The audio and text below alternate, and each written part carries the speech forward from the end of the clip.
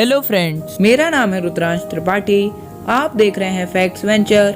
दोस्तों, आज की इस वीडियो में मैं आपको वैक्सीन के बारे में बताने वाला हूँ। दोस्तों, कोरोना वैक्सीन को लेकर पूरे वर्ल्ड में काफी कन्वर्सेशन हो रहा है, तो हमने सोचा क्यों ना आपको इसके बारे में अवेयर किया जाए।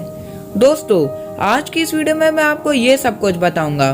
वैक्सीन कब बनी थी और उन्हें बनाने वाले कौन थे, वैक्सीन कितने टाइप्स की होती है और वैक्सीन कैसे काम करती है।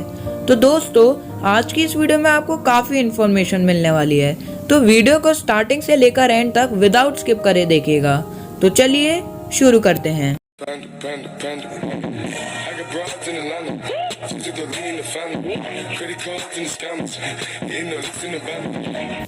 दोस्तों, आज की इस वीडियो को समझने के लिए हमें सबसे पहले वैक्सीन के बारे में जानना पड़ेगा। दोस्तों, वैक्सीन एक प्रकार का ऐसा सब्सटेंस है जो बॉडी के इम्यून सिस्टम को बढ़ाने में हेल्प करता है और डिसीज से फाइट करने में मदद करता है। या हम यह भी कह सकते हैं कि वैक्सीनेशन डिसीज को रोकने का सबसे इफेक्टिव तरीकों में से एक है। यह बॉडी के इम्यून सिस्टम को बैक्टीरिया या वायरस को पहचानने और उससे फाइट करने में मदद करता है। दोस्तों, आइए अब हम सबसे पहले वैक्सीन के पास्ट को समझते हैं। सबसे पहले बार 1796 में ब्रिटिश डॉक्टर एडवर्ड जेनर ने स्मॉल पॉक्स डिसीज से फाइट करने के लिए वैक्सीन को तैयार किया था। उसके बाद वर्ल्ड में बहुत सी डिसीज की वैक्सीन बन चुकी हैं, जैसे रेबीज, ट्यूबरकुलोसिस, पोलियो और टिटनेस। दोस्तों, आइए अब हम समझते हैं कि हमारे बॉडी में वैक्सीन कैसे वर्क करती है। उसको समझने के लिए हमें सबसे पहले यह समझना पड़ेगा कि इम्यून सिस्टम हमारा बैक्टीरिया और वायरस के प्रति कैसे रिस्पॉन्ड करता है। दोस्तों, वैक्सीन हमारे बॉडी में कैसे वर्क करती है, उसके लिए हमें सबसे पहले यह जानना होगा कि हमारी बॉडी में इम्यून सिस्टम कैसे वर्क करता है। दोस्तों, हमारी बॉडी में ल्यूकोसाइट्स होते हैं जो कि 1 माइक्रोलीटर में 11,000 होते हैं।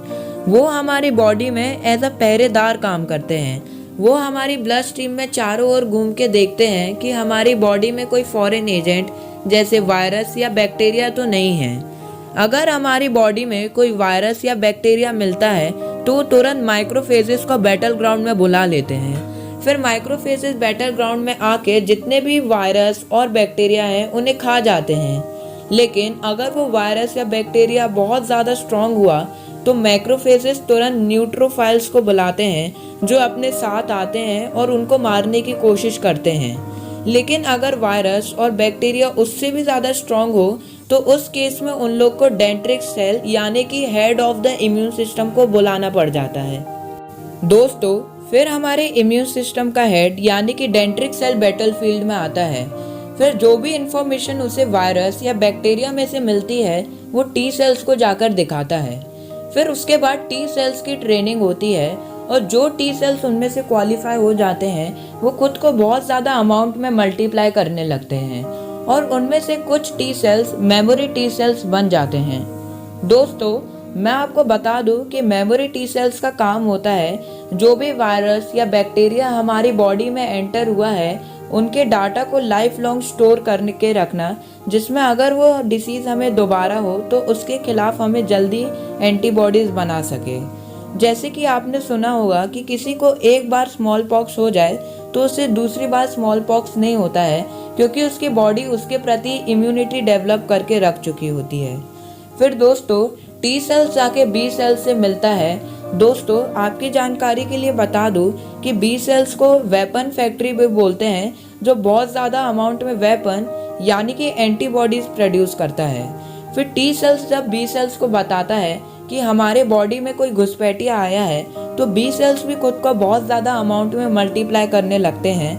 फिर जब टी सेल्स और बी सेल्स बैटलफील्ड में जाते हैं तो वो चारों मिलकर यानी कि मैक्रोफेजेस, न्यूट्रोफाइल्स, टी सेल्स और बी सेल्स मिलकर वायरस और बैक्टीरिया को मार देते हैं और इसमें हमारे इम्यून सिस्टम की जीत हो जाती है। लेकिन अगर हमारा इम्यून सिस्टम बहुत ज़्यादा वीक हुआ तो वो सही अमाउंट में टी सेल्स और बी सेल्स को प्रोड्यूस नहीं कर पाता है। इस केस में वायरस या बैक्टीरिया की भी जीत हो सकती है और इस समय काम आता है वैक्सीन। तो आइए अब हम जानते हैं कितने टाइप्स की वैक्सीन होती है। According to expert mainly 4 types की वैक्सीन होती हैं: protein based vaccine, viral vector vaccine, RNA DNA based vaccine और इनएक्टिवेटेड वैक्सीन। दोस्तों आइए अब मैं सबसे पहले आपको प्रोटीन बेस्ड वैक्सीन के बारे में बताता हूँ। इस तरह की वैक्सीन को बनाने में वायरस के प्रोटीन सेल्स का यूज किया जाता है। इसमें प्रोटीन सेल्स के वायरस स्ट्रेन के थ्रू इम्यूनिटी बॉडी में डेवलप की जाती है। तो दोस्तों आइए अब मैं आपको बताता हूँ वायरल वेक्टर वैक्सीन के बारे में। वायरल वेक्टर वैक्सीन को बनाने के लिए पहले वायरस स्ट्रेन को इन्फेक्शन फ्री किया जाता है और फिर उसके यूज से वायरस प्रोटीन डेवलप किया जाता है। उसके बाद उन प्रोटीन्स के थ्रू बॉडी में इतनी इम्यूनिटी डेवलप हो जाती है कि वो वायरस के इन्फेक्शन को रोक लें। कोविशील्ड और Sputnik V viral vector vaccine पर बेस्ड हैं। तो दोस्तों आइए अब हम जानते हैं इनएक्टिवेटेड वैक्सीन के बारे में। इस तरह की वैक्सीन को बनाने के लिए इनएक्टिव हो चुके या वीक पड़ चुके वायरस के स्ट्रेन का यूज किया जाता है, जिनमें इन्फेक्शन फैलने की स्ट्रेंथ खत्म हो चुकी होती है। इससे हमारी बॉडी वायरस से लड़ना सीखती है और उसके अगेंस्ट इम्यूनिटी डेवलप कर लेती है, जो बाद में एक्टिव वायरस से लड़ने में मदद करती है। चाइना की कोरोना वेक और इंडिया की कोवैक्सीन इसी पर बेस्ड है। mRNA based vaccine. mRNA based vaccine को बनाने के लिए वायरस के जेनेटिक कोड का यूज किया जाता है। इसके एक स्मॉल पार्ट को जब ह्यूमन की बॉडी में इंजेक्ट किया जाता है तो यह बॉडी में वायरल प्रोटीन बनाता है। इस तरह बॉडी का इम्यून सिस्टम वायरस पर अटैक करने के लिए तैयार हो जाता है। मॉडर्ना वैक्सीन और फाइजर वैक्सीन mRNA वैक्सीन का एक टाइप है। दोस्तों अब मैं आपको बताने वाला हूँ कि इंडिया में कौन कौन सी कोविड वैक्सीन का यूज हो रहा है। First, Covishield. दोस्तों कोविशील्ड एक इनएक्टिवेटेड टाइप की वैक्सीन है जो कि सीरम इंस्टीट्यूट ऑफ पुणे में डेवलप हुई है। इसकी एफिशिएंसी 91% है और इसे 2 to 8 डिग्री सेल्सियस में स्टोर कर सकते हैं और इसके फर्स्ट डोज और सेकेंड डोज में हम 4 to 6 वीक्स का गैप ले सकते हैं। Second, Covaxin. दोस्तों कोवैक्सीन एक वायरल वेक्टर वैक्सीन है जो भारत बायोटेक के द्वारा डेवलप की गई है। इसको हम 2 to 8 डिग्री सेल्सियस में स्टोर कर सकते हैं और इसकी एफिशिएंसी 81% है और इसके फर्स्ट डोज और सेकेंड डोज में 6 to 8 वीक्स का गैप होता है। Third, Sputnik V. दोस्तों स्पुतनिक वी भी एक वायरल वेक्टर वैक्सीन है। ये 2 टाइप में आती है, लिक्विड फॉर्म में और ड्राई फॉर्म में।